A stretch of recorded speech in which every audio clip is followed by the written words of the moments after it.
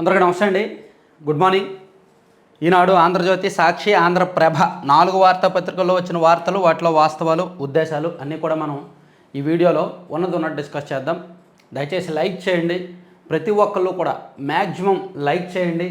ఎందుకంటే మీరు లైక్ చేస్తే యూట్యూబ్ ఇంటర్నల్ ఆల్గారిథం మన ఈ వీడియోని కొంచెం హోమ్ పేజ్లో టాప్లో పెడతారనమాట. అలా కొత్త వాళ్ళు ఎక్కువ మంది చూసే అవకాశం ఉంటుంది. కాబట్టి అందరూ లైక్ చేయండి. కంటెంట్ నచ్చితే డైలీ రండి, చూడండి. నచ్చకపోతే ఎందుకు నచ్చలేదో కామెంట్ చేయండి, మార్చుకునే ప్రయత్నం చేస్తా. ఎందుకంటే ఆంధ్రప్రదేశ్ రాష్ట్రంలో న్యూస్ పేపర్స్, టాప్ న్యూస్ పేపర్స్లో ఆ వార్తల్లో, ముఖ్యమైన వార్తల్లో ఉన్నట్టు ఎక్స్ప్లెయిన్ చేసే ఏకైక ఛానల్ మనది. మన ఛానల్లో ఈ కంటెంట్ ఒక ప్రత్యేకం. నేను ఛానల్ స్టార్ట్ చేసిన మొదటి రోజు 150 వ్యూస్తో స్టార్ట్ చేశాను. ఆ తర్వాత అంచెలంచెలుగా పెరుగుతూ ఇప్పుడు 55,000 మధ్యలో ఆగామన్నమాట. సో 75,000కి తీసుకెళ్ళాలనేది నా టార్గెట్, డైలీ వ్యూస్. సరే, అది పక్కన పెట్టేస్తే, అసభ్య పోస్టులు పెట్టిన వారిపై కేసులు పెడితే తప్పేంటి? సోషల్ మీడియాలో ఏమైనా చేయొచ్చు అనుకుంటే కుదరదు. అలాంటి వారిని చట్టం ముందు నిలబెట్టాల్సిందే. న్యాయమూర్తులను సైతం వదలకుండా పోస్టులు పెట్టారు. అసభ్యకర పోస్టులు పెడుతూ భయభ్రాంతులకు గురి చేస్తున్నారు. హైకోర్టు ప్రధాన న్యాయమూర్తి ధర్మాసనం తీవ్ర వ్యాఖ్యలు. పిల్ దాఖలు చేయడంపై అభ్యంతరం. అది వీళ్ళు చేసే తప్పు మీద తప్పు కూడా కాదు, నీచం, నికృష్టం, వికృతం, పరమదరిద్రం. సో దానికి సమర్థిస్తూ తీర్పివ్వండి అని చెప్పి హైకోర్టుకు వెళ్తే హైకోర్టు చూస్తూ ఊరుకుంటుందా? హైకోర్టు ఏమన్నా వైసీపీ వాళ్ళు ప్లే చేసే రియాలిటీ షోలో భాగమా? హైకోర్టు ఏమన్నా వైసీపీ వాళ్ళు ప్లే చేసే ఫేక్ రాజకీయాల్లో భాగమా? కాదు కదా. వైసీపీలో ఉన్న ఒక పదం మళ్ళీ వాడితే ఫీల్ అవుతారు, అటువంటి వాళ్ళు హైకోర్టులో ఉంటారు కదా. హైకోర్టు అనేది న్యాయస్థానం. అక్కడ న్యాయమూర్తులు ఉంటారు. వాళ్ళకి ఏది న్యాయమో ఏది అన్యాయమో తెలుసు, ఏది తప్పో ఏది ఒప్పో తెలుసు. వీళ్ళు చేస్తున్న తప్పులు సమర్థించండి అని చెప్పి హైకోర్టులో ప్రయోజనం వ్యాజ్యం చేస్తే ఎందుకు ఊరుకోవాలి? కోర్టులనే తిట్టిన మహానుభావులు కదా వీళ్ళు. వైసీపీ సోషల్ మీడియాలో ఉన్నది. కోర్టుల్లో వీళ్ళకి వ్యతిరేక తీర్పులు వస్తే తట్టుకోలేక కోర్టులకే ఒక కులం ఆపాదించి, ప్రాంతం ఆపాదించి, అవినీతిని ఆపాదించి పోస్టులు పెట్టిన రోజులు, దరిద్రగొట్టు పోస్టులు పెట్టిన రోజులు, పరమ బూతులు పెట్టిన రోజులు మర్చిపోయారేమో. ఎల్లకాలం మేమే అధికారంలో ఉంటాం, ఎవరిని తిట్టినా కొనసాగుద్ది, ఎవరిని ఎలా తిట్టినా కొనసాగుద్ది అని చూశారు, విర్రవీగారు. అధికారం కోల్పోయేసరికి కుయ్యో మొర్రో అని ఏడుస్తున్నారు, ప్రశ్నించే గొంతును నొక్కేస్తున్నారని ఏడుస్తున్నారు. బుద్ధి జ్ఞానం ఉండాలి. కోర్టులు ఎందుకు యాక్సెప్ట్ చేస్తాయి చెప్పండి? సామాజిక మాధ్యమాల్లో అసభ్య, అనుచిత, అభ్యంతరకర పోస్టులు పెడుతున్న వారిపై పోలీసులు కేసు నమోదు చేయడంలో తప్పేముందనే హైకోర్టు వ్యాఖ్యానించింది. కేసులు నమోదు చేయకుండా పోలీసులను నిలువరించలేమని తేల్చి చెప్పింది. అసలు కేసులే నమోదు చేయకుండా పోలీసులను ఆదేశిస్తూ బ్లాంకెట్ ఉత్తర్వులు ఇవ్వలేమంది. సోషల్ మీడియా వేదికగా ఏమైనా చేయొచ్చు అనుకుంటే కుదరదని హెచ్చరించింది. అలాంటి వారిని చట్టం ముందు నిలబెట్టాల్సిందేనంది. ఇష్టారాజ్యంగా అభిప్రాయాలు వ్యక్తం చేసేందుకు దుష్ప్రచారకులకు సోషల్ మీడియా వేదిక కాదంది. న్యాయమూర్తులను కూడా ఉపేక్షించకుండా దూషిస్తూ పోస్టులు పెట్టారని గుర్తు చేసింది. సో ఇంకేమైనా చదవాలా మై డియర్ వైసీపీస్? సో మారాల్సింది మీరే, కోర్టులు కాదు, ప్రజలు కాదు, అధికార పక్షం వాళ్ళు కాదు. మారాల్సింది ఇక్కడ వైసీపీనే. మన రాష్ట్రంలో అర్జెంటుగా మారాల్సినది ఏమైనా ఉంది అంటే వైసీపీ మాత్రమే. అర్జెంటుగా మారాల్సిన మనుషులు వాళ్ళే, అర్జెంటుగా మారాల్సిన ఐడియాలజీ వాళ్ళదే, అర్జెంటుగా మారాల్సిన రాజకీయ విధానం వాళ్ళదే. ఆలోచించుకోండి, మీ ఇష్టం. ఇంకా ఎల్లకాలం సాగదు. మేము మారం, మాకు వ్యతిరేకంగా ఎవడైనా మాట్లాడితే వాడి మీద కులం ముద్ర వేస్తాం, వాడి మీద టీడీపీ ముద్ర వేస్తాం అనుకుంటే సాగదు.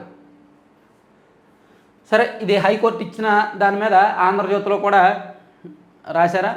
ఆంధ్రజ్యోతిలో రాయలేదులే, పక్కన పెడదాం. పోనీ సాక్షిలు అంటే అస్సలు రాయరు. సాక్షిలో వీళ్ళకి వ్యతిరేకంగా హైకోర్టు మాట్లాడితే ఇల్లు ఎందుకు రాస్తారు? రాయరు. సరే, తర్వాత ఈనాడులో వేసిన మరో వార్త. ఆడుదాం ఆంధ్ర అక్రమాలపై విచారణ తూచ్. 119 కోట్ల కార్యక్రమంలో భారీగా అవినీతి. పరికరాల కొనుగోళ్లు, ముగింపు ఉత్సవాల పేరిట కోట్లలో దోపిడీ. సమగ్ర విచారణ చేయాలని సిఐడికి శాప్ చైర్మన్ లేఖ. ఒక్కరోజు విచారణతో సరిపెట్టిన సిఐడి. గత ప్రభుత్వం కోట్ల రూపాయల ప్రజాధనం మంచినీళ్ళలా ఖర్చు చేసి వైకాపా నేతలు అందిన మేరకు కమిషన్ల రూపంలో జేబుల్లో వేసుకున్న ఆడుదాం ఆంధ్ర కార్యక్రమంపై సిఐడి ఎన్ని రోజులు విచారించిందో తెలుసా? ఒక్కటంటే ఒక్కరోజే. ఈ ఒక్కరోజు అంటారు. మరి మదనపల్లి ఫైల్స్ దగ్ధం కేసు ఎన్ని రోజులు విచారించింది? 3 లేదా 4 రోజులు, అంతే కదా.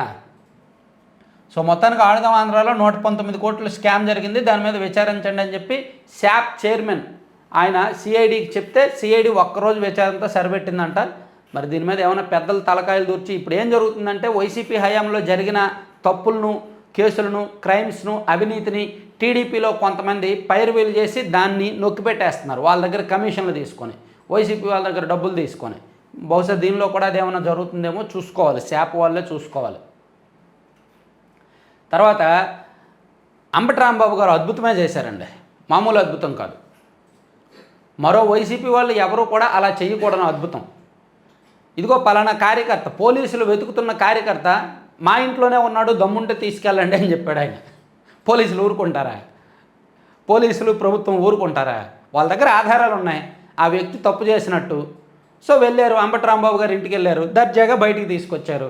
అంబటి రాంబాబు గారు అడిగారు ఎందుకు ఈయన తీసుకెళ్తున్నారని, ఆధారాలు చూపించారు. ఇదిగో ఈ పోస్టులు పెట్టాడు, ఈ పోస్టులు ఈ చట్టం ప్రకారం తప్పు, మీరేమైనా ఉంటే కోర్టులో మాట్లాడుకోండి, ఇతను మాకు అప్పచెప్పండి అన్నారు. ఇంకా అంబటి రాంబాబు గారు అప్పచెప్పారు, తీసుకెళ్ళిపోయాడు. అదే పాపం నా దగ్గర ఉన్నాడు దమ్ముంటే తీసుకెళ్ళండి అని అనకపోతే ఒక వారం రోజులు బయట స్వేచ్ఛావాయువు పీల్చుకునేవాడేమో ఆయన. సో ఇంకెవరు వైసీపీ వాళ్ళు అలా చేయొద్దు. మాజీ మంత్రి అంబటి నివాసంలో వైకాపా సోషల్ మీడియా కార్యకర్త అరెస్టు, హోంమంత్రి అనితపై అభ్యంతరకర పోస్టులు పెట్టిన నిందితుడు. తర్వాత రామ్ గోపాల్ వర్మ గారికి నిన్న మద్దిపాడు పోలీసులు వెళ్ళి నోటీసులు ఇచ్చారు. అలాగే పోసాని కృష్ణమురళి మీద కొన్ని చోట్ల, చాలా చోట్ల రాష్ట్ర వ్యాప్తంగా ఫిర్యాదులు అందుతున్నాయి, అతని మీద కేసులు నమోదవుతున్నాయి. అలాగే నటి శ్రీరెడ్డి మీద కూడా కేసులు నమోదవుతున్నాయి. ఆమె కూడా వైసీపీ అధికారంలో ఉన్నప్పుడు బాగా రెచ్చిపోయి విపరీతంగా మాట్లాడారు, చాలా దారుణంగా మాట్లాడారు. సో ఆమె మీద కూడా కేసులు నమోదవుతున్నాయి. తర్వాత ఇంకో ఇంపార్టెంట్ వార్త ఏంటంటే రఘురామకృష్ణరాజు గారిది, ఆయన్ను కస్టోడియల్ టార్చర్ చేశారనే కేసు సిఐడి విచారణలో ఉంది కదా, పోలీసులు విచారణలో ఉంది, గుంటూరు పోలీసులు విచారిస్తున్నారు. అక్కడ ఏఎస్పీ విజయపాల్ గారు అప్పట్లో దర్యాప్తు అధికారి, రఘురామకృష్ణరాజు గారు నమోదైన కేసుల్లో దర్యాప్తు అధికారి విజయపాల్. సో ఆయన దగ్గర మొత్తం సమాచారం ఉంటుందని ఆయన విచారిస్తుంటే ఆయన తెలీదు, గుర్తులేదు, అప్పుడు ఏమైందో మర్చిపోయానని చెప్తున్నాడు. మొన్నటి వరకు గుంటూరులో అడిషనల్ ఎస్పీ ర్యాంక్ అధికారి ప్రశ్నిస్తే నీది నాది ఒకటే ర్యాంకు, నువ్వు నన్ను ప్రశ్నించడం ఏంటి, నేను నీకెందుకు చెప్పాలి అని అన్నాడు ఆయన విజయపాల్ గారు. ప్రభుత్వం ఏం చేసిందంటే దర్యాప్తు అధికారిని మార్చి ప్రకాశం జిల్లా ఎస్పీగా ఉన్న దామోదర్ గారిని రంగంలోకి దించింది, దామోదర్ గారిని దర్యాప్తు అధికారిగా పెట్టింది. దాంతో విజయపాల్ గారు నిన్న ఒంగోలు వెళ్ళి ప్రకాశం జిల్లా ఎస్పీ కార్యాలయంలో ఆయన్ని విచారించారు. అక్కడ కూడా ఆయన సేమ్ సమాధానాలు, నాకు తెలియదు, నాకేం గుర్తులేదు, నేను అన్నీ మర్చిపోయాను అని చెప్తున్నాడు. అటువంటి వారికి ఏం ట్రీట్మెంట్ ఇవ్వాలో పోలీసులకు తెలుసు, మరి ఏం చేస్తారో చూడాలి.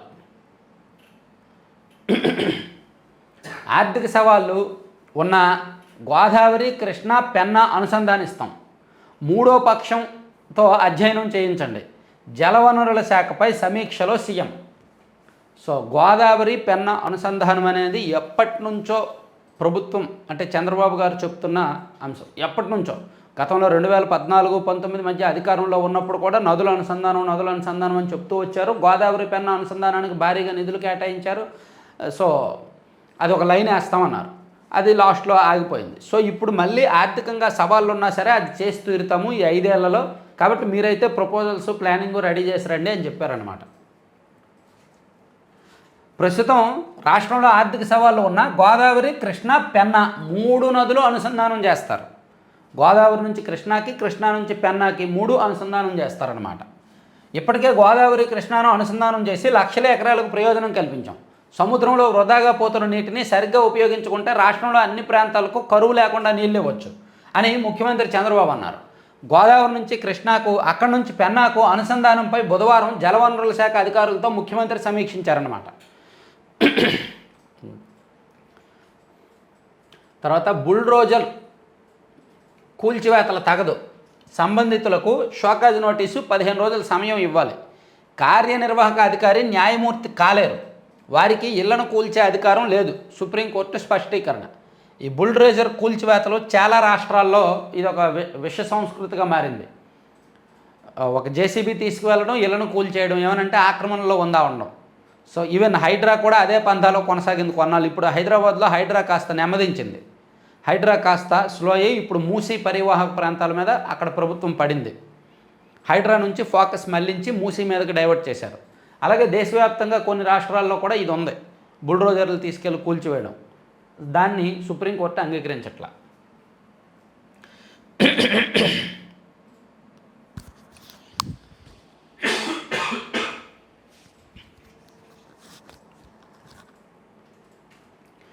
అప్పులే తప్ప ఆస్తుల సృష్టి ఏది?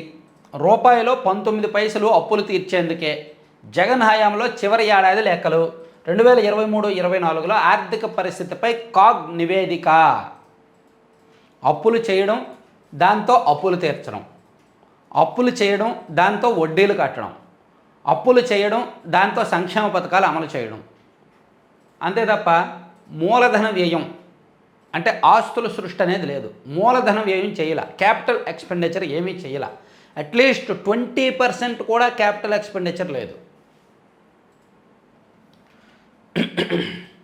జగన్ ప్రభుత్వం రాష్ట్రాన్ని అప్పుల్లో ముంచి ఆర్థికంగా ఎంత నష్టం చేకూర్చిందో కాగ్ ఎప్పటికప్పుడు హెచ్చరిస్తూనే ఉంది. తాజాగా జగన్ ప్రభుత్వం చివరి ఆర్థిక సంవత్సరం 2023-24 లెక్కలను పరిశీలించి సమగ్ర వివరాలను విడుదల చేసింది అని ఇది ఒకటి రాశారు. ఇది నేను సెపరేట్ వీడియో చేస్తాను, కొంచెం పెద్ద సబ్జెక్ట్ ఇది.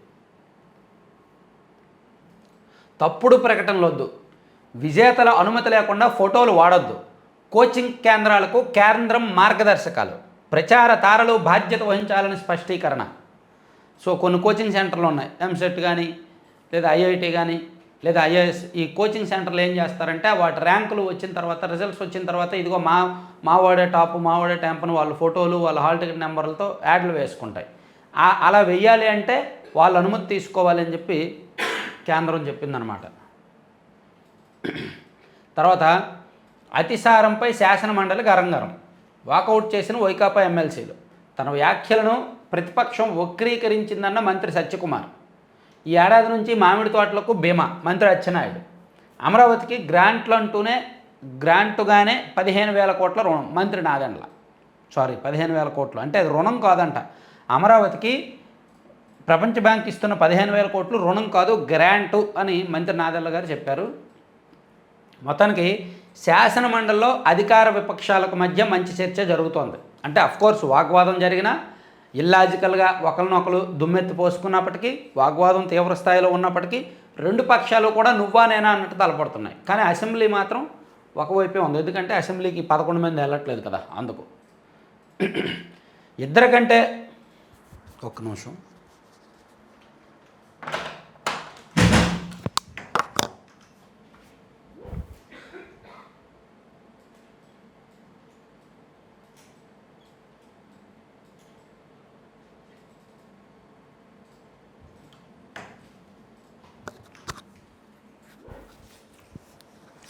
ఇద్దరికంటే ఎక్కువ సంతానం ఉన్న స్థానిక ఎన్నికల్లో పోటీకి ఇక అర్హులే. సవరణ బిల్లులకు అసెంబ్లీ ఆమోదం. 1994లో ఒక చట్టం చేశారు, ఇద్దరికంటే ఎక్కువ మంది పిల్లల కంటే ఇంక స్థానిక ఎన్నికల్లో పోటీకి అనర్హులు అని.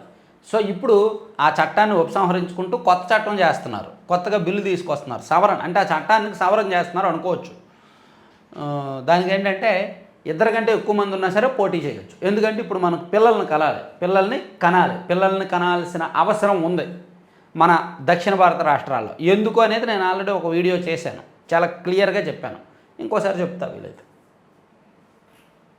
సో అందుకు శాసనసభలో ఒక బిల్లు తీసుకురాబోతున్నారు, పిల్లల్ని కనమని ఎంకరేజ్ చేస్తున్నారు. పిల్లల్ని ఇద్దరికంటే ఎక్కువ మంది ఉన్నా సరే స్థానిక సంస్థల ఎన్నికల్లో పోటీ చేయొచ్చు అనమాట కొత్త రూల్ ప్రకారం.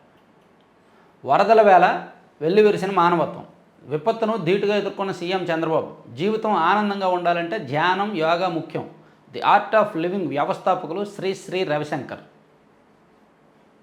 విజయవాడకు ఇటీవల వచ్చిన వరదలను సమర్థవంతంగా ఎదుర్కోగలిగాం. అప్పుడు మానవత్వం వెల్లివిరిసింది. మానవులంతా ఒక్కటేనన్నది నిరూపితమైంది, ఒక్కలు తప్ప. ఒకవైపు విజయవాడ వరదల్లో ఆ ప్రజలు అల్లాడుతుంటే, ఇంకోవైపు అమరావతి మునిగిపోయిందని ప్రచారం చేసిన వాళ్ళు తప్ప మిగిలిన వాళ్ళందరూ మానవత్వం చూపించారు. వాళ్ళు ఎవరో అందరికీ తెలుసు. వాళ్ళు మనుషులే కానీ వాళ్ళ షో వేరు. పర్యాటక రంగంలో మరో మైలురాయి. విశాఖలో 500 కోట్లతో వరుణ్ గ్రూప్ హోటల్. విశాఖపట్నంలో 500 కోట్లతో వరుణ్ గ్రూప్ హోటల్ను నిర్మించనుంది. విశాఖలోని ది గ్రేట్ వేలో బుధవారం ఏర్పాటు చేసిన విలేకరుల సమావేశంలో వరుణ్ గ్రూప్ చైర్మన్ ప్రభు కిషోర్ మాట్లాడారు. ఓకే. వైకాపా ద్రోహం, రోడ్డు అధ్వానం. జగన్ ప్రభుత్వ నిర్లక్ష్యం వల్ల శ్రీ పొట్టి శ్రీరాములు నెల్లూరు జిల్లాలో రహదారులు అధ్వానంగా మారాయి. ఎక్కడ అధ్వానంగా మారలా, అన్ని చోట్ల అలాగే ఉన్నాయి. సరస్వతి యాజమాన్యానికి రెవెన్యూ నోటీసులు, అసైన్డ్ భూములను విక్రయించిన రైతులకు కూడా. వైకాపా అధినేత జగన్ ఆయన కుటుంబ సభ్యులకు చెందిన సరస్వతి పవర్ ఇండస్ట్రీస్ యాజమాన్యానికి పల్నాడు జిల్లా మాచవరం రెవెన్యూ అధికారులు నోటీసులు పంపారు. ఎందుకంటే వాళ్ళు అసైన్మెంట్ ల్యాండ్స్ కొన్నారు. సో ఎంత కొన్నారు ఏంటి, అందులో అక్రమాలు ఏమైనా జరిగాయని రైతులకు కూడా ఇచ్చారు నోటీసులు. దుర్గా కోఆపరేటివ్ బ్యాంక్ లైసెన్స్ రద్దు, 50 కోట్ల డిపాజిట్ల భద్రతపై ఆందోళన, బ్యాంక్ సిబ్బందితో డిపాజిట్లు వాగ్వాదం. తర్వాత డిపిఓల అక్రమ వసూళ్లపై మొదలైన చర్యలు. ప్రకాశం డిపిఓను సస్పెండ్ చేసిన ప్రభుత్వం, కొన్ని జిల్లాల్లో విచారణకు మోకాలట్టు.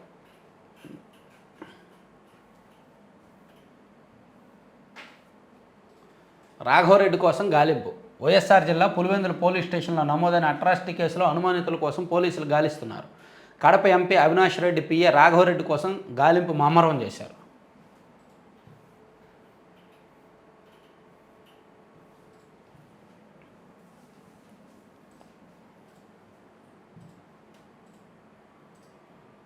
మహారాష్ట్రలో నవతరం తొలిసారిగా పోటీ చేస్తున్న వారసగణం, అన్ని పార్టీల నుంచి బరిలోకి. మస్క్, వివేక్లకు ట్రంప్ కీలక బాధ్యతలు. శ్వేత సౌధంలో బైడెన్ ట్రంప్ భేటీ. తన విజయం కోసం ఎంతగానో ప్రయత్నించి ఖర్చు చేసి ప్రచారం చేసి చాలా వర్క్, ఇంటర్నల్ వర్క్ చాలా చేసిన ఎలన్ మస్క్ అండ్ వివేక్ ఇద్దరికీ కూడా డొనాల్డ్ ట్రంప్ గారు కీలకమైన బాధ్యతలు ఇవ్వబోతున్నారన్నమాట. సరే, ఇది పక్కన పెట్టేసి సాక్షికి వెళ్దాం. సాక్షి మనకెంతో ఇష్టమైన పేపరు. ఈనాడు చదువుతున్నప్పటికీ లోపల గుండె అంతా కూడా సాక్షి కోసం కొట్టుకుంటూ ఉంటుందన్నమాట. అందుకని బూచిగా అప్పుల భూతం, సూపర్ 6కు ఎగనామం. ఆల్రెడీ దీపం ఇచ్చారుగా. ఏమండి, ఈ సంక్షేమ పథకం చంద్రబాబు గారు మీరు ఆ సూపర్ 6 పథకాలు ఏమైనా అమలు చేసినప్పుడు జగన్మోహన్ రెడ్డి గారికి కూడా ఇవ్వండి. ఆయన తాడేపల్లిలో ఉంటారు కదా, లేదా పులివెందుల్లో, కానీ ఈయనకు కూడా ఆ పథకంలో లబ్ధిదారుగా చేర్చండి. అప్పుడు సూపర్ 6 అమలు చేశారా లేదా అనేది ఆయనకు తెలుస్తుంది. ఇప్పుడు దీపం పథకం అమలు చేశారు. సూపర్ 6లో వన్ ఆఫ్ ద పార్ట్ అయిన దీపం పథకం అమలు చేశారు. ఆయనకు అందల దీపం గ్యాస్ కనెక్షన్ ఆయనకు అందల. అందుకని బహుశా ఆయన సూపర్ 6 అమలు చేయట్లేదని అనుకుంటున్నారని అనుకుంటున్నా, మేబీ. ఎందుకంటే సూపర్ 6లో ఒకటి అమలైంది కదా. సో ఇంక దాని గురించి ఇంకా రెండోది తల్లికి వందనం. వీలైతే తల్లికి వందనం కూడా ఇచ్చే ప్రయత్నం చేయండి. ఎప్పుడు జనవరిలో అమలు చేస్తారేమో కదా తల్లికి వందనం. ఆ తల్లికి వందనం అమలు చేసినప్పుడు కూడా ఆ కుటుంబ సభ్యుల్లో ఎవరికోవాళ్ళకి ఇవ్వండి. అప్పుడు తెలుస్తుంది, ఓకే తల్లికి వందనం కూడా అమలు చేస్తున్నారు అని. ఎందుకంటే జగన్మోహన్ రెడ్డి గారు సాక్షి చదువుతారు, సాక్షిలో రాయరు సంక్షేమ పథకాలు అమలు అవుతున్నాయా లేదా. ఈనాడు ఆంధ్రజ్యోతి ఆయన చదివరని నమ్మరు. కాబట్టి వాళ్ళ ఇంట్లో లబ్ధిదారులకు ఎవరికైనా పథకాలు ఇచ్చేయండి, పర్లేదు. కొన్ని ప్రత్యేక కేటగిరీల్లో భాగంగా సూపర్ 6 లబ్ధిదారుగా వైసీపీ అధినేత జగన్మోహన్ రెడ్డి గారి కుటుంబ సభ్యులను కూడా చేరుస్తున్నాము అని చెప్పేయండి వీలైతే. అంటే ఇలా అంటున్నానని ఏమీ అనుకోవద్దు, మళ్ళీ ఈ మొక్కను కట్ చేసి వాడుకుంటారేమో, అలా కూడా వాడుకోవద్దు. నేను ఎందుకు చెప్తున్నాను అనేది, సూపర్ 6 గురించి విపక్ష నేతగా జగన్మోహన్ రెడ్డి గారు చేయాల్సిన ప్రచారం ఏంటి, చేస్తున్న ప్రచారం ఏంటి అనేది ఒకసారి ఆలోచించాలి. సూపర్ 6 అనేది టైం పడుతుంది. ఆల్రెడీ తల్లికి వందనంకి బడ్జెట్ ఇచ్చారు, అన్నదాత సుఖీబాబాకి తక్కువ బడ్జెట్ ఇచ్చారు అనేది వాస్తవం. అలాగే ఉచిత బస్సు ఒక క్లారిటీ లేదు. సూపర్ 6లో ఆల్మోస్ట్ ఒక 4 పథకాల మీద ప్రభుత్వం క్లారిటీగానే ఉంది, ఒక 2 పథకాల మీద క్లారిటీ లేదు. కాబట్టి సూపర్ 6 గురించి పదే వైసీపీ వాళ్ళు మాట్లాడడం అనవసరం అని నేను అనుకుంటున్నాను. రాష్ట్ర అప్పులపై చంద్రబాబు దుష్ప్రచారం బడ్జెట్ సాక్షిగా బట్టబయలు. వైఎస్ఆర్సీపీ అధ్యక్షుడు వైఎస్ జగన్ స్పష్టీకరణ. సూపర్ 6, సూపర్ 7లను తెరమరుగు చేసేందుకే అప్పులపై దుష్ప్రచారం. అప్పులు 14 లక్షల కోట్లని తప్పుడు ప్రచారం చేశారు. అప్పులు 10 లక్షల కోట్లంటూ గవర్నర్తోనూ అబద్ధాలు చెప్పించారు. 2024-25లో బడ్జెట్లో రాష్ట్ర అప్పు 6.46 లక్షల కోట్లేనని తేల్చారు. మీ 5 ఏళ్లలో అప్పుల సగటు వార్షిక వృద్ధి రేటు 22.63% ఉంటే మా హయాంలో 13.57%. డొంక తిరుగుడు అప్పులు, అడ్డగోలు అప్పులు, వక్ర మార్గాల అప్పులు, అడ్డమైన అప్పులు, అనధికార అప్పులు, తప్పుడు అప్పులు చేస్తే లెక్కల్లోకి దొరకవన్నమాట. అందుకే తక్కువ అప్పులు చేసినట్టు లెక్కల్లో చూపించుకుంటారనమాట. సో టీడీపీ గవర్నమెంట్ ఉన్నప్పుడు చేసిన అప్పులైనా సరే అడ్డగోలుగా చేయలా, సరైన మార్గంలో చేశారు. వైసీపీ అధికారంలో ఉన్నప్పుడు సరైన మార్గంలో చేసిన అప్పులు తక్కువ, అడ్డగోలు మార్గంలో చేసిన అప్పులు ఎక్కువ ఉండటం వల్ల అవి లెక్కలకు దొరకడం లేదు. ఇచ్చిన బ్యాంకులకు తెలుసు, తీసుకున్న సంస్థకు తెలుసు, మధ్యలో ఎవరికి తెలియదు. అందుకే ఈ ప్రభుత్వం కూడా కనిపెట్టలేకపోతుంది దేని నుంచి ఎంత అప్పులు తెచ్చారో. మీ మోసాలపై నేనే పోస్ట్ చేస్తా, అరెస్ట్ చేయడం మొదలు పెడితే నా నుంచే ప్రారంభించండి. వైఎస్ఆర్సీపీ శ్రేణులంతా పోస్ట్ చేయాలని పిలుపునిస్తున్నా. ఎంతమందిని అరెస్ట్ చేస్తారో చూస్తాం. సూపర్ 6 అమలుకే 74,000 కోట్లు అవసరం. బడ్జెట్లో కేటాయింపులేవి? ఇది మోసం కాదా? ఇది ఆర్గనైజ్డ్ క్రైమ్ కాదా? ఎందుకు నీపై 420 కేసు పెట్టకూడదు? చంద్రబాబుపై నిప్పులు చెరిగిన వైఎస్ జగన్. ఎస్, నిజంగా సూపర్ 6 విషయంలో చంద్రబాబు నాయుడు గారి మీద 420 కేసు పెడితే నవరత్నాల విషయంలో జగన్మోహన్ రెడ్డి గారి మీద కూడా 420 కేసు పెట్టాలి. ఒకవేళ ఆయన 420 కేసు పెడతాను అంటే చంద్రబాబు గారి మీద, టీడీపీ వాళ్ళు జగన్మోహన్ రెడ్డి గారి మీద కూడా పెట్టచ్చు 420 కేసు. 420 అని అనొచ్చు. ఎందుకంటే 2 కారణాలు ఉన్నాయి. ఒకటి, ఆయన నవరత్నాలను పూర్తి స్థాయిలో అమలు చేయాల, మెగా డిఎస్సి ఇవ్వలేదు, ప్లస్ సిపిఎస్ రద్దు చేయలేదు, ప్లస్ 25 లక్షల మంది మహిళలకు ఇల్లు నిర్మించి ఇవ్వలేదు, జాబ్ క్యాలెండర్ ఇవ్వలేదు. సో ఇవన్నీ విస్మరించారు. కాబట్టి 420 అనేది చంద్రబాబు గారికి వర్తిస్తే జగన్మోహన్ రెడ్డి గారికి కూడా వర్తిస్తుంది. Point number 1. రెండోది, కోర్టులే ఆయన అలా అన్నాయి, సిబిఐయే ఆయన అలా చెప్పింది గతంలో 2011-12లో నమోదైన కేసుల్లో భాగంగా. సరే, ఇంకా న్యాయం ఏంటో ధర్మం ఏంటో ఆయనకే తెలియాలి, జగన్మోహన్ రెడ్డి గారికే తెలియాలి, వైసీపీ వాళ్ళకే తెలియాలి. నిలదీస్తామనే సర్కార్ భయం, అందుకే ప్రతిపక్షంగా గుర్తించడం లేదు. ప్రతిపక్ష నాయకుడి హక్కుగా మైక్ ఇవ్వాల్సి వస్తుందని భయమా? ప్రజలు ఇవ్వని ప్రతిపక్షం అధికార పక్షాన్ని అడిగితే ఎందుకు ఇస్తారు మాస్టారు? ప్రజలు ఇవ్వలేదు, ప్రజలను అడగండి. ఇదిగో నేను ప్రజలకు నిన్న మొన్న చెప్పాను, ఇప్పుడు కూడా చెప్తున్నా. వచ్చే ఎన్నికల్లో మాత్రం ప్రతిపక్షం ఇవ్వండి, ప్రధాన ప్రతిపక్షం ఇవ్వండి. ఆయన అడుగుతున్నారు. ఈ 5 ఏళ్ళు ఆయన పోరాటం ప్రధాన ప్రతిపక్షం కోసమే ఉంటుంది. సో వచ్చే ఎన్నికల్లో ఇచ్చేయండి. ఎవరు ప్రోగ్రెస్ ఏమిటి? అప్పులు ప్రభుత్వ గ్యారంటీలతో కలిపి 3.13 లక్షల కోట్లు, 2019 నుంచి 24 వరకు 6.46 లక్షల కోట్లు. అప్పుల్లో వార్షిక వృద్ధి రేటు 19.54%, 15.61%. అప్పులు గ్యారంటీ నాన్ గ్యారంటీ అన్నీ కలిపి 3.90 లక్షల కోట్లు బాబు దిగిపోయేనాటికి, 7.21 లక్షల కోట్లు జగన్ దిగిపోయేనాటికి. ఇవన్నీ అబద్ధాలు, నేను రాయను, నేను చదవను. నిబంధనలకు లోబడే గత సర్కారు అప్పులు, శాసనసభలో కాగ్ నివేదిక సాక్షిగా వాస్తవాలు బహిర్గతం. 2023-24 నాటికి బడ్జెట్ గ్యారంటీ అప్పులు 6.4 లక్షల కోట్లే. ఇన్ని వార్తలు వేశారు. హైకోర్టు వాళ్ళు క్లాస్ పీకిన వార్త కూడా వేయొచ్చుగా, అది వేయం. మొన్నేమో హైకోర్టు వాళ్ళు చూడండి, ఇది ఒక్కసారి నేను చెప్తా.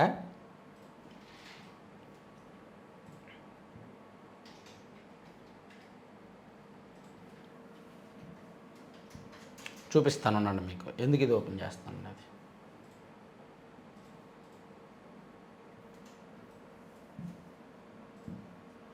మొన్న హైకోర్టు వీళ్ళకి నోటీసులు ఇచ్చింది, టీడీపీకి. ఏది?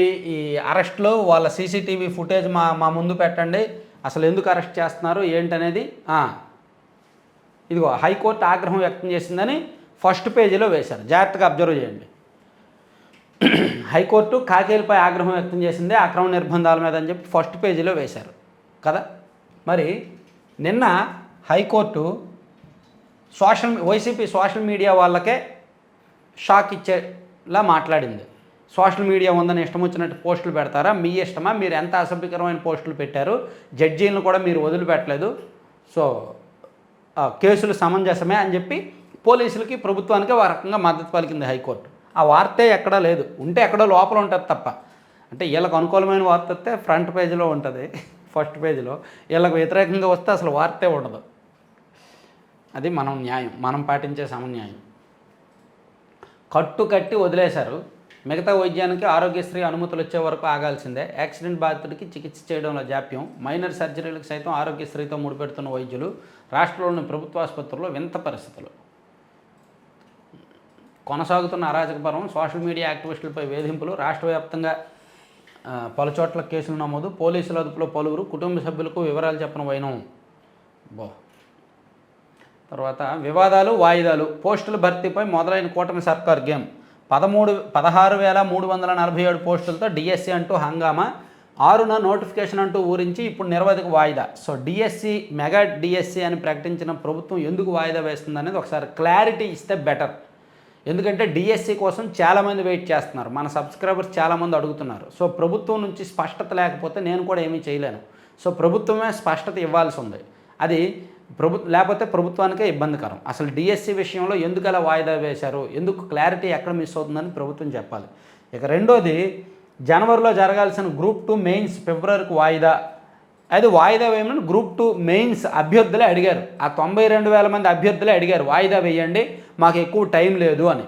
మాకు ప్రిపరేషన్కి టైం లేదు, మాకు 60 రోజులు టైం సరిపోదు, 90 రోజులు టైం కావాలని గ్రూప్ 2 అభ్యర్థులు అడగడం వలన వాయిదా వేశారు. ఈ తింగర సాక్షి, తిక్క సాక్షి, అబద్ధాల సాక్షిలోనేమో వాయిదా వేయడం తప్పు అన్నట్టు రాశారు. ఈ వార్త రాసిన వాళ్ళు బయట తిరిగితే గ్రూప్ 2 అభ్యర్థులు తంతారు వీళ్ళని.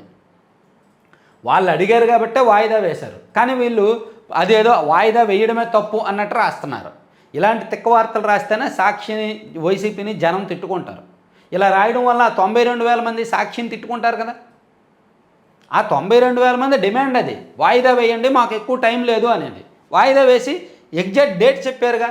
డేట్ చెప్పకపోతే, వాయిదా వేసి డేట్ చెప్పకపోతే క్లారిటీ మిస్ అయ్యేది. వాళ్ళు వాయిదా వేసి ఫిబ్రవరి 23ని క్లారిటీగా డేట్ ఇచ్చారు. డేట్ ఇస్తే ఇంకా కంగారేముంది, వాళ్ళకే మంచిది, ఒక నెల రోజులు ఎక్స్ట్రా ప్రిపేర్ అవుతారు.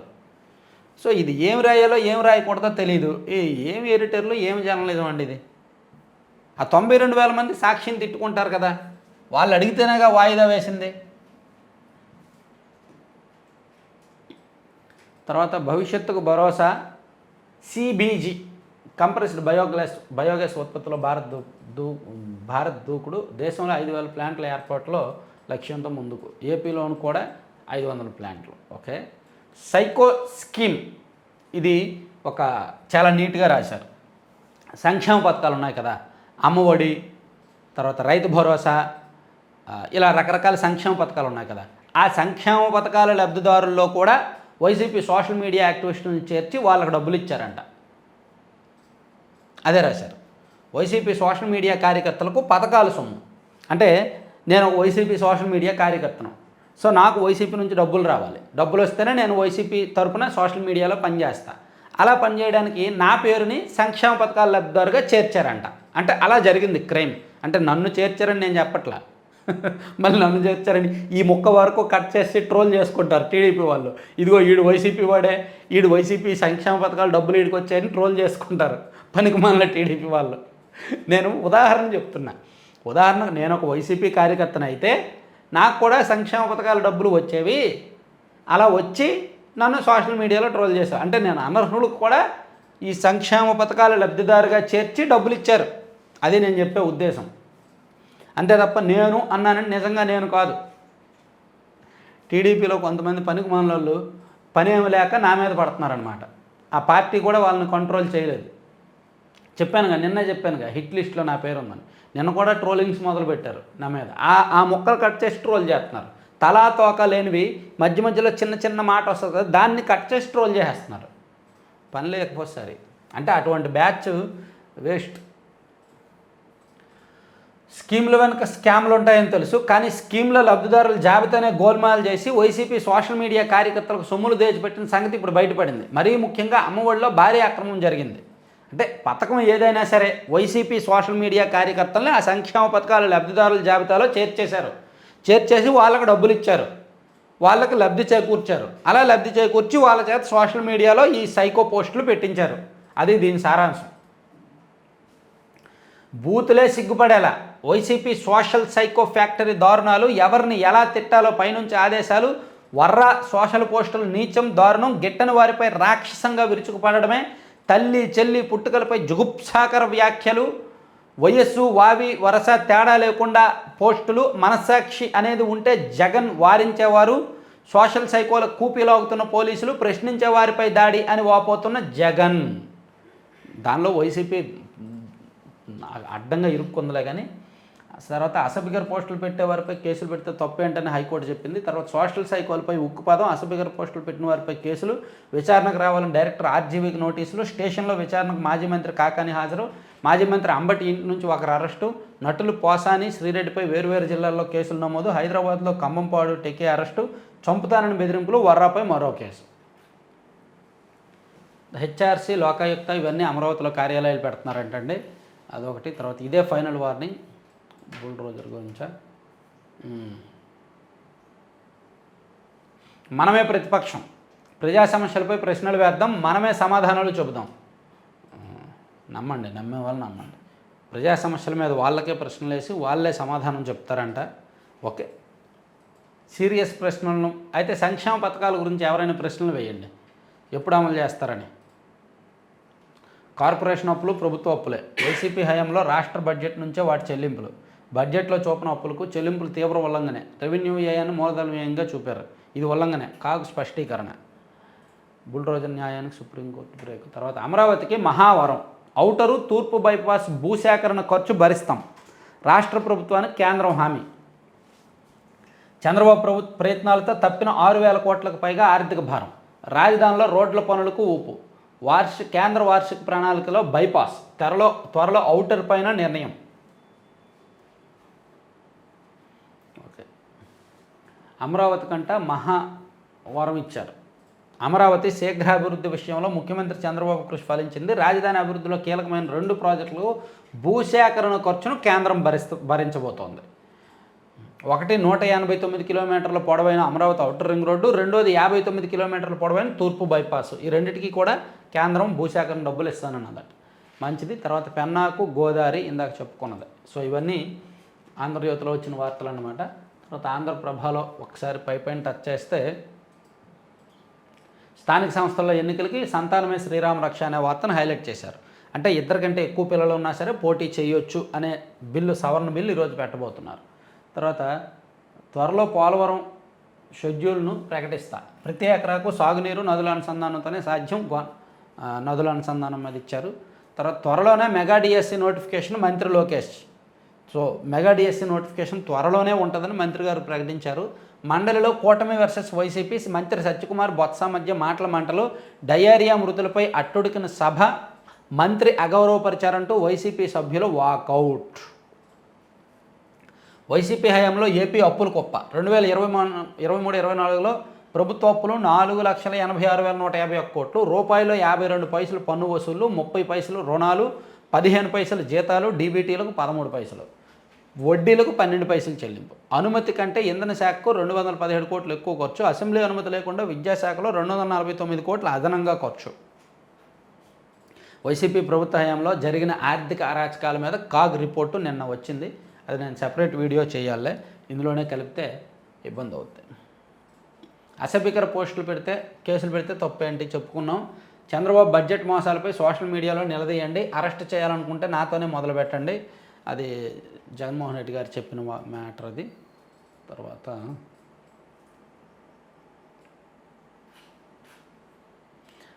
అంతే, ఇంకా డిప్యూటీ స్పీకర్గా రఘురామకృష్ణరాజు గారు ఏకగ్రీవం అండి, ఇంకా వేరే నామినేషన్స్ ఏం పడలా. సో ఇవి ఓవరాల్గా 4 పత్రికల్లో వచ్చిన అంశాలు. మరిన్ని ఇంకా కొన్ని కీలక అంశాలు ఉండొచ్చు, నేను నెక్స్ట్ వీడియోలో మళ్ళీ చెప్తాను.